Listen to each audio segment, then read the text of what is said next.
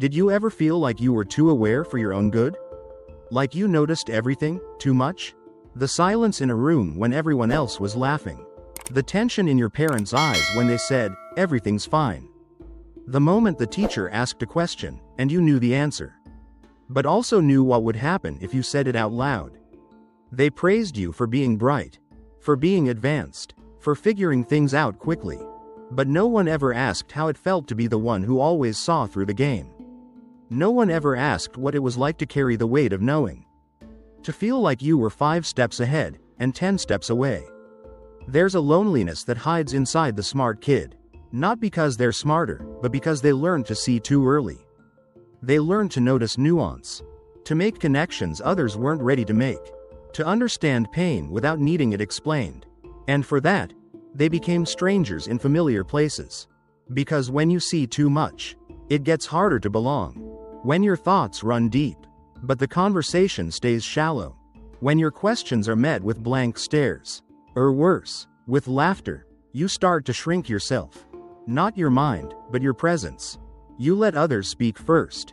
You smile more than you talk. You laugh along even when you don't feel it. Because blending in felt safer than being the one who always knew more. And over time, something quiet breaks inside you. Not loudly, not suddenly, but like a glass slowly cracking under pressure. Invisible to the outside, obvious only to the one holding it. There's a moment, often in childhood, where you realize that being smart doesn't mean being understood. It doesn't mean being seen. It means being useful, impressive, performative. Wow, you're so mature, such a gifted child. You'll do great things someday. But no one ever looked into your eyes and said, "You don't have to know everything." Or, "It's okay to be confused sometimes." So you learned to be the answer. Even when you were still full of questions. You performed brilliance like a mask. You wore achievement like armor. Because it felt like the only way to be enough. And underneath the perfect grades, the advanced vocabulary, the curious mind, was a child just wanting to rest. Just wanting to be held without needing to impress. Just wanting someone to say, "You don't have to prove anything. I already like who you are." But you kept performing, not because you wanted to, but because it felt like the only way to stay close to love. That's the part no one talks about. How the smart kid often becomes the loneliest. Not from arrogance, but from the subtle rejection of never being met where they are. From always having to come down a step, or rise above, just to connect. You learned to parent yourself early. To soothe your own fears. To rationalize your own sadness. Because the adults around you were too distracted by your potential to notice your pain. And the other kids? They didn't hate you. Not really. They just didn't understand why your eyes looked tired even when you smiled. Why you seemed so serious. So sensitive. So intense. But how could they understand what it feels like to carry a mind that doesn't turn off? A mind that notices patterns in words, tone, silence. That replays conversations from 3 days ago, wondering what you could have said better. That sees the why behind people's actions before they even realize it themselves. It's a gift, but also a burden, because it's hard to rest when your brain keeps asking questions. Hard to feel carefree when you're busy decoding the room. Hard to feel safe when your intelligence became your identity. And yet, this part of you, the thinker, the noticer, the wonderer, it wasn't a mistake. It wasn't a glitch in your childhood. It was a survival strategy. Because when you grow up in chaos, in emotional unpredictability, your brain adapts. It sharpens. It starts to scan. It finds patterns to predict what might happen next. Because prediction feels safer than surprise. That's why you were always ahead. Not because you were just naturally brilliant, but because being mentally fast helped you feel emotionally safe. You learned to anticipate, to please, to perfect, because deep down, you feared what might happen if you didn't. It's not that you were afraid of failing. It's that you were afraid of being abandoned, rejected, unseen, and so, you clung to what worked. Being smart, being impressive, being the one who figured it out. But what if I told you that all the things they praised you for were actually walls you built to feel worthy? What if the sharpness of your mind was also a shield for a heart that was terrified of being misunderstood? And that behind the confidence was a quiet plea. Will anyone ever meet me here, in this depth, this quiet, this overthinking mind? Because it's not just about intelligence. It's about being seen in your entirety. Not just the answers you give, but the questions you carry. Not just the essays you aced, but the loneliness you felt writing them.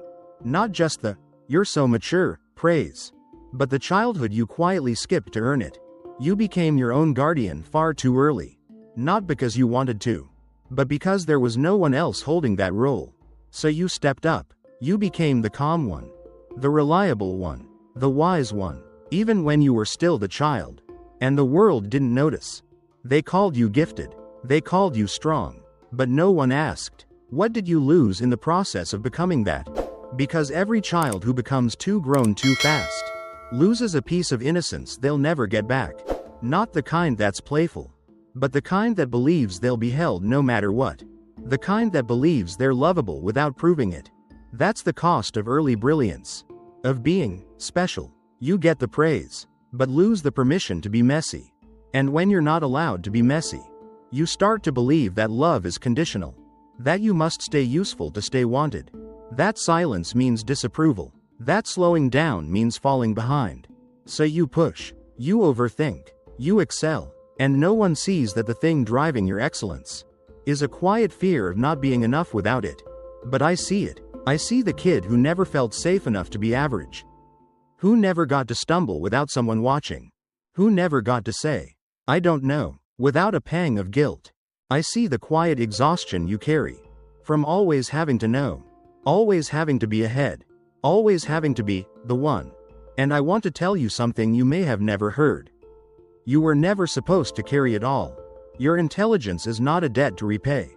It is not a contract that says, now that you're gifted, you owe us performance. You do not owe the world a lifetime of brilliance.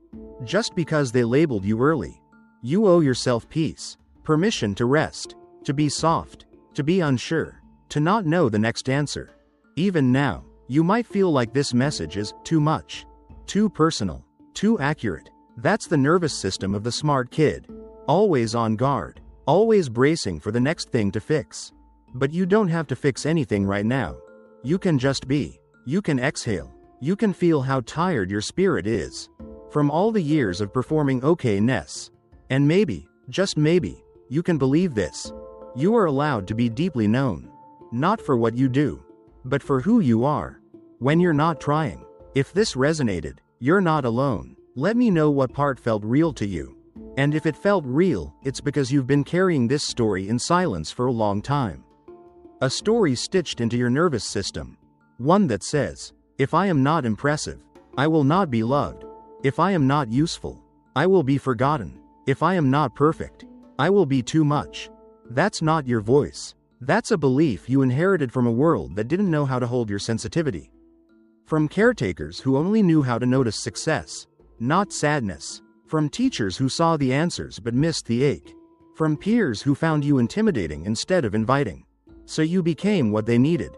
You became easy to admire and hard to reach. Sharp, but quiet. Wise, but walled off. And the worst part? You thought that was your fault. You thought you were the reason connection always felt out of reach. That if you could just be less intense, less deep, less different, maybe they would stay. But let me ask you something gently. What if you were never too much? What if you were simply surrounded by people who didn't know how to receive someone like you? What if your depth wasn't a flaw, but a mirror that made others uncomfortable? Because it asked them to feel things they weren't ready to feel. To meet you where you were would have meant meeting parts of themselves they were still running from. That's the double bind of early intelligence. You see into people, but few know how to see back. You reflect truth like a mirror, but most people aren't ready for their own reflection. So you learn to dim yourself, to soften your edges, to ask simpler questions, to play the part, to fit inside a room that never really made space for you. And still, you hoped. Still, you searched for your people. Still, you held onto the belief that somewhere out there were others who felt too much, who thought too deeply, who stayed up late unraveling the meaning of a glance, the weight of a word, the pain behind a smile. You hoped, because your mind was smart.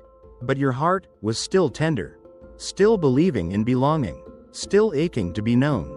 And that ache is not weakness. That is your humanity. That is the part of you that never stopped believing in love. Even when love kept asking you to earn it. So here you are, maybe successful, maybe admired, maybe still wearing the old armor. The brilliance, the competence, the self-reliance. But underneath it all, still wondering, will anyone ever love me? When I'm not exceptional, will anyone stay? When I'm not useful, will anyone sit with me? When I'm confused, messy, falling apart? And if you don't know the answer to that yet, that's okay. Because the first person who needs to stay with you, in that unpolished place, is you. You, who were trained to run from vulnerability. You, who believed you had to hold everything together. You, who thought that silence was safer than being misunderstood. But you're not that child anymore. You don't have to earn your place in the room. You don't have to dazzle to deserve kindness. You don't have to shrink to be accepted. The truth is, you have never been more worthy than you are in this exact moment.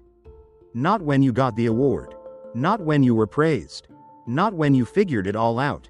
Right here, in your quiet confusion, in your aching clarity, in your soft humanity, you are worthy of being met. And I know, it's hard to believe, because your whole life was shaped by the opposite. But slowly, tenderly, that belief can begin to unravel. It doesn't have to happen all at once. Healing never asks for performance. Only permission. Permission to not know. Permission to feel. Permission to need. You're allowed to need, even if you were never taught how. Even if asking makes your throat tighten. Even if you still feel like a burden when you speak your truth. You're allowed to want connection that's not based on output. You're allowed to ask for gentleness. You're allowed to be the smart one, and still be scared sometimes. You don't have to choose between being brilliant and being broken. You are both, and neither. You are not a role to perform. You are not a standard to meet. You are a person. And people need warmth. People need space. People need each other. Even you. Especially you. So if you're sitting with this, if your chest feels tight and your eyes sting and your body wants to both run and stay, I want you to know something deeper than words. You were never meant to carry this alone. You were never meant to be the answer to everything. You were never meant to become your own parent before you could ride a bike. You were never meant to be wise before you were held. But you survived. You adapted. You became what the world asked of you. And now, you're allowed to become what you need. Not the version of you that pleases, impresses, or explains, but the one that breathes. The one that rests. The one that stops trying to hold it all together and let someone else help hold you. And maybe that starts here. With this moment. With these words. With a breath you don't have to apologize for. With the realization that your intelligence is not your only worth. Your competence is not your only identity. Your self-sufficiency is not your only strength. You, the one beneath all the labels. The quiet feeler. The soft observer. The overthinker. The too aware child who became the too responsible adult. You are worthy of a life that doesn't ask you to hide. Worthy of connection that doesn't shrink you. Worthy of slowness. Worthy of not having to know everything. Worthy of being loved, not for how well you perform, but for how beautifully you exist. You don't have to be perfect anymore. You never did. If this resonated, you're not alone. Let me know what part felt real to you. And maybe the part that felt real was the ache you've never been able to name. The subtle emptiness that comes even in moments of success. The quiet sorrow that slips in after applause. Like something important was missed, even when everything looked right. That's not failure. That's the absence of being truly seen. Because being praised is not the same as being understood. Being admired is not the same as being held. And being the smart one often means you became a mirror for others' expectations before you ever got to find your own reflection. So let's slow down here.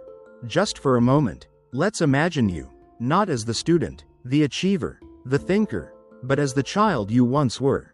Not the one in the spotlight, but the one in the quiet corners, holding too many feelings with no safe place to put them. Can you see them? Can you feel how tightly they clung to their little successes? Not for pride, but for proximity, because it felt like love only came when they were doing something right. And what they feared most was not failure, but invisibility, so they became excellent, not out of ego, but out of a desperate hope that maybe, just maybe, if they were smart enough, they would be chosen, not just noticed, but chosen, known, kept, and maybe no one ever said it, but the message seeped in anyway. If I don't keep performing, they'll leave, they'll forget, they'll find someone easier. That's not a belief. That's a wound. And wounds don't heal through more effort. They heal through acknowledgement, through tenderness, through someone finally saying, I see where it hurt. So let me say it now. I see where it hurt. When they praised your mind but missed your heart. When they loved what you could do but not who you were. When they called you wise beyond your years. And you didn't know how to say, I don't want to be wise. I just want to be a kid. I see how exhausting it's been to carry that identity.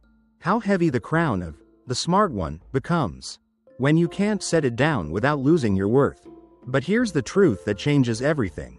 You are allowed to set it down. You are allowed to be brilliant and unsure. To be perceptive and still long for simplicity. To be insightful and still ache for comfort. You are allowed to stop performing wisdom and start experiencing softness. Because the goal was never to outthink your pain. The goal is to feel it, to meet it, to befriend it. You don't have to heal by understanding more. You can heal by needing less permission to just be. You can heal by looking at the younger version of you and saying, you did so well, you kept us safe, but you don't have to do it alone anymore. And maybe now, you can feel the smallest shift. Not a breakthrough, not an epiphany, but a loosening, a softening, because something deep inside you is realizing. You are no longer in that environment. You no longer have to earn your place. You are not being graded anymore. You are not being measured anymore. There is no test now. Only a body, a heart, a soul, that wants to come home. Home to the part of you that isn't always scanning for approval. That isn't always anticipating what to say. That isn't always carrying everyone else's expectations. Just to feel close. Home to the part of you that just wants to sit in stillness and know that nothing is required to be loved. Not another answer, not another win, not another perfect sentence. Just you, with your rawness, your restlessness, your overthinking, your longing. You are the answer you've been trying to find in everyone else. You are the presence you kept giving away, hoping someone would give it back. So give it to yourself now. That presence, that care, that staying with Ness. Stay with the version of you who needed someone to stay. The one who felt like an alien in their own family. The one who couldn't explain why their mind worked the way it did. The one who was told, you'll understand when you're older, but already understood more than they wanted to. Stay with them, not to fix, not to change, but to say, you make sense. You were never too much. You were just ahead of your time. And the loneliness that followed you, the echo that sat in your chest even in crowded rooms, that wasn't because you were broken. It was because you were rare. Rare in perception, rare in empathy, rare in sensitivity, and rare things are often overlooked in places that only value the common. But you're not meant to live your whole life being overlooked, not even by yourself. So please, don't abandon the parts of you that made you survive. But also, don't forget you're allowed to grow beyond survival. You're allowed to want more than safety. You're allowed to crave intimacy that feels mutual. You're allowed to stop explaining your depth and simply rest in it. You're allowed to want to be understood, not for the words you choose, but for the silence you hold. You're allowed to want someone to stay, not because you're useful, but because you're you. And you're allowed to grieve all the years no one saw that, all the rooms where you dimmed your light, all the friendships where you felt like a guest in your own story. Let the grief come. It's not here to drown you. It's here to free you, to remind you that your intelligence may have been your shield, but your tenderness is your home. And no matter how long it's been, it's never too late to come home to yourself. If this resonated, you're not alone. Let me know what part felt real to you. And maybe this is the first time you've truly paused long enough to feel it. Not analyze it, not explain it away, but feel it. That thread of grief that's been stitched through your life like a hidden seam. Not dramatic, not visible, just a soft, constant ache. Like you were always trying to catch up to something that kept moving. Like love was a horizon that never quite let you arrive. You didn't ask to be the one who noticed everything. You didn't choose to carry emotional responsibility before you could even spell the word. But you did, and you did it beautifully. You became the wise one. The anchor. The old soul. The one who held space for others. Even when no one held it for you. But now it's time to ask the question you were never allowed to ask. What about me? What about my feelings? What about my fear? What about my joy that was postponed in the name of being mature? What about the part of me that still doesn't know how to ask for help, because help never came without a cost? This is your invitation to reclaim it. To reclaim the self beneath the mask of competence. To reclaim the softness that never stopped hoping. To reclaim the child who once wondered, would they still love me if I stopped being impressive? And here's the quiet, soul-deep answer. Yes. Not because you've done enough, but because you've always been enough. Your mind is remarkable, but your heart is where your life truly lives. And for all the years that heart kept beating under pressure, kept opening even when it wanted to close, kept loving in quiet ways while the world only applauded your thinking. It deserves your presence now. Sit with it, sit with you. The you who was never too much, just too unseen. The you who wasn't broken, just misunderstood. The you who doesn't need to become anyone else. Just needs permission to be exactly who you are, when no one is watching. You see, being the smart kid often becomes a role you forget how to step out of. It becomes muscle memory, like smiling when you don't mean it, nodding when you disagree, offering wisdom when what you really need is warmth. And no one ever tells you. You can outgrow the role. You can keep the brilliance, but let go of the burden. You can stay curious, without constantly proving your worth. Because here's what they never taught you. You don't need to be exceptional to be lovable. You don't need to be ahead to be included. You don't need to have it all figured out to be held. You just need to be. Exactly as you are. Without the mask. Without the shield. Without the script. And maybe, for the first time, you can see that this whole time, you weren't broken. You were just waiting for someone to speak your language. The language of depth. The language of nuance. The language of the quiet ones who feel more than they show. So let this be that moment. Let this be the mirror that says, you don't need to earn your place in this world. You already belong. Not for what you do, but for the very fact that you exist. And I know it may take time. Unlearning always does. You've spent a lifetime tying your value to performance, to precision, to perception. So be gentle. Undoing the armor doesn't mean becoming fragile. It means becoming real. And realness is where healing begins. You don't have to rush. You don't have to arrive. Just soften. Just begin to believe that maybe, just maybe, your worth has never been up for debate. Even if the world made you feel like it was. So when your mind starts racing again, when the old story whispers, be smart, be strong, be impressive, you can pause. You can breathe. You can whisper back, I'm allowed to just be. Because you are. You are allowed to feel tired. To feel lost. To feel longing. To want more than applause. To want to be known. Not by everyone. Just by the ones who speak your quiet language. Who meet you in the depth. Who don't flinch at your truth. Who don't need you to explain your sensitivity. Because they carry their own. They're out there. And they're looking for you. Too. But you'll only recognize them when you finally stop hiding the parts of you that feel too much, too strange, too tender. So if you're ready, even just a little, let the armor loosen. Let yourself be known. Let yourself be seen. Let yourself come home to the version of you that doesn't have to perform, doesn't have to protect, doesn't have to predict what everyone needs. The version of you that just is, and is still, always, already enough. If this resonated, you're not alone. Let me know what part felt real to you. And if you're still here, still listening with something quiet and open inside you, it means something in this found you. Not just the words, but the recognition, the soft recognition of being seen. Not for your accomplishments, but for the ache behind them. Because maybe you've spent years building a life that looks complete on the outside, but still echoes with an emptiness no one else can hear. Not because you're ungrateful, not because something's wrong, but because deep down, You were never looking for achievement. You were looking for connection. For someone to sit beside you. Not because you're interesting, but because you're you. For someone to hold space for your questions, without rushing to fill them with answers. For someone to say, you don't have to explain. I understand. That's what the smart kid was always searching for. Not more knowledge, but more knowing. The kind that lives in the body. The kind that says, I'm safe here. I don't have to be anything else. And it's okay if you haven't found that yet. It's okay if this journey has been long. If parts of you are still tired, still skeptical, still waiting for the other shoe to drop. Because when you've built your identity around being smart, being prepared, being in control, letting go feels terrifying. But letting go doesn't mean falling apart.